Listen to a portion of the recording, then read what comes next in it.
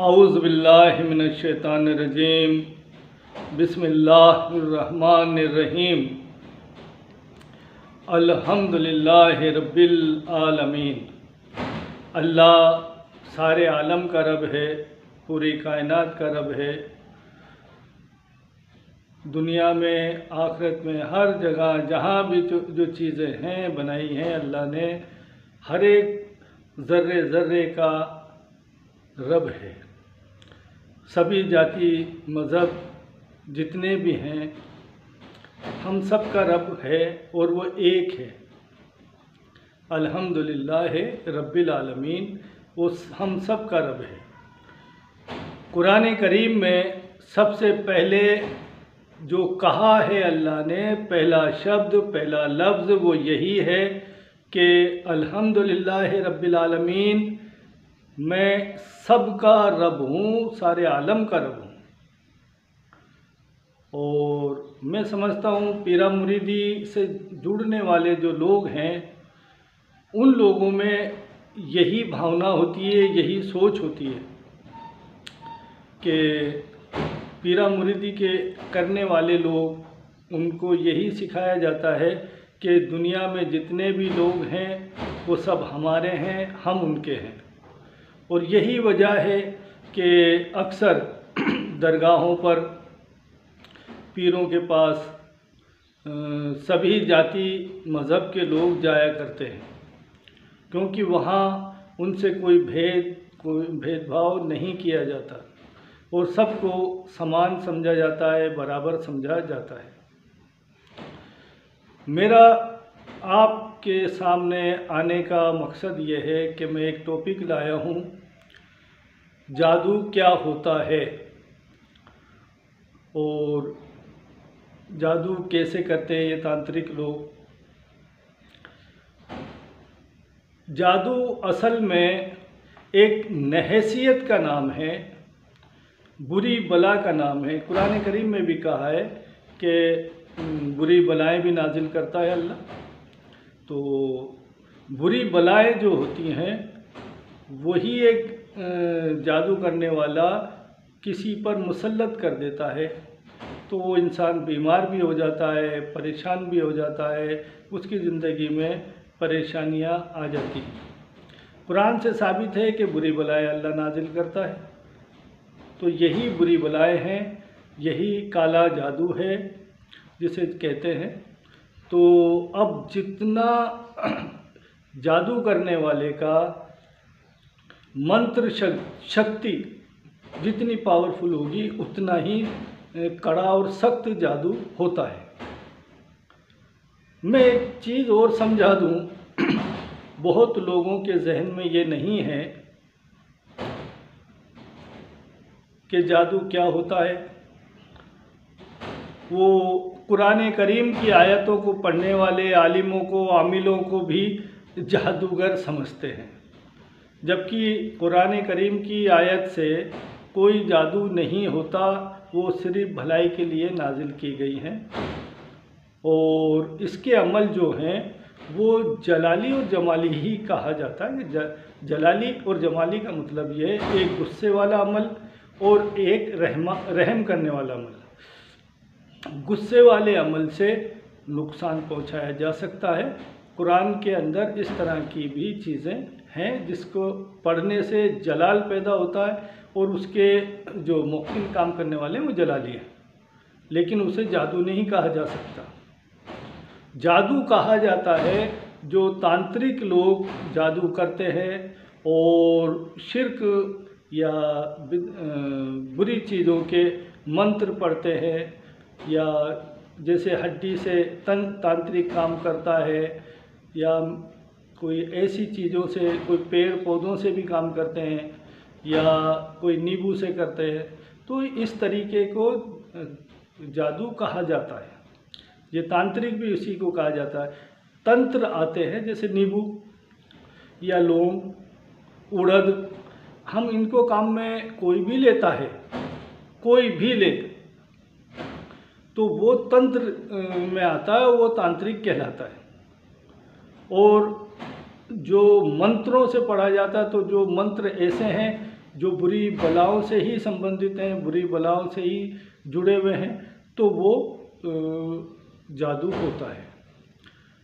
इस्लाम के अंदर मुसलमानों में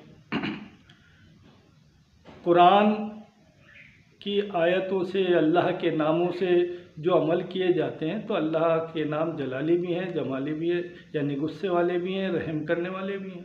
कुरान में आयतें भी हैं, जलाली भी हैं, जमाली भी हैं, उसमें गुस्से वाली भी हैं और रहम करने वाली भी हैं। तो कुरान से अमल करने वाले को जादूगर नहीं कहा जा सकता, ये मैं समझाना चाहता था।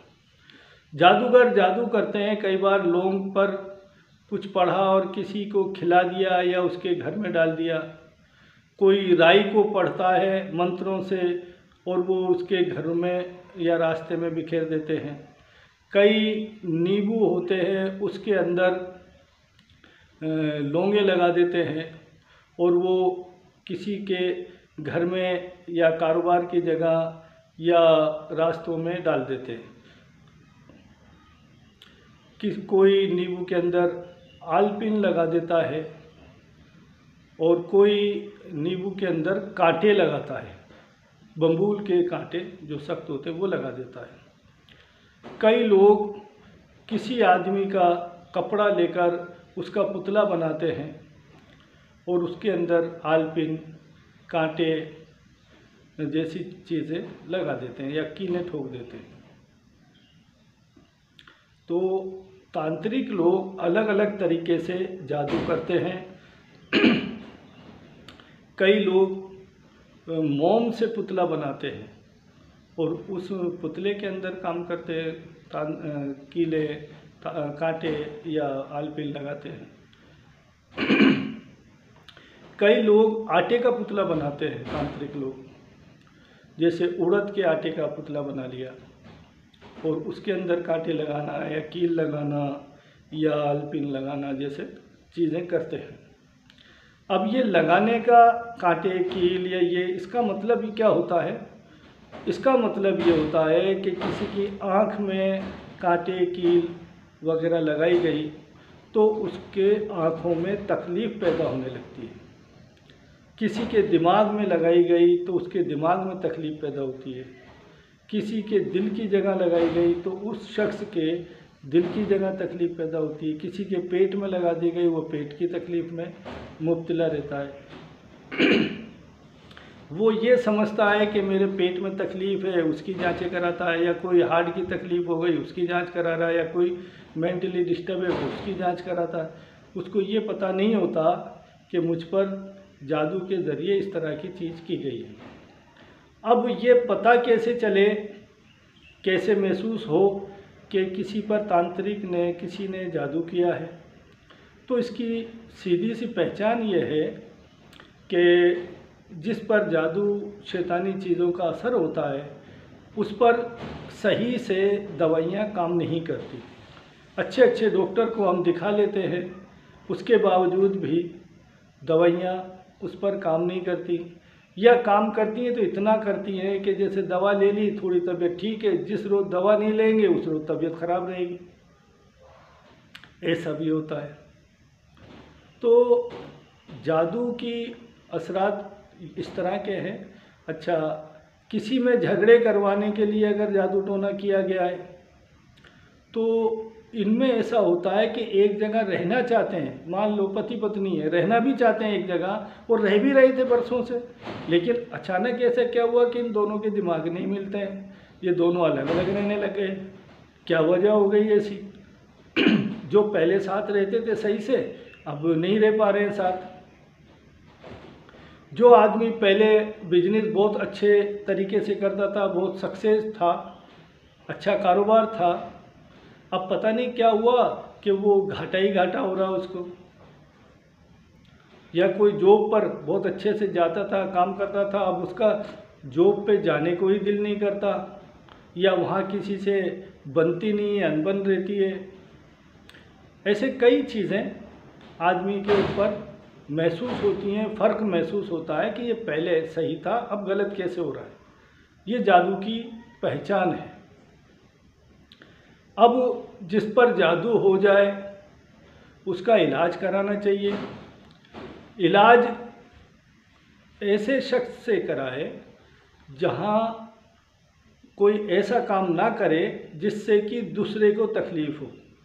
मैं ये थोड़ा समझा देना चाहता हूँ, हमारे भारत में इलाज करने वाले ज़्यादातर उतारे करते हैं और कह देते साहब ये उतारा चौराहे पर रख कर आ जाओ। अब वो कैसे भी बेचारा अपनी परेशानी से निजात पाने के लिए चौराहे पर चला जाता है रात को या कैसे भी मौका देख कर वो रख के आ जाता है। लेकिन उससे नुकसान ये होता है कि चौराहे पर किसी का ध्यान ना रहे, उसके ऊपर से गुज़र जाए,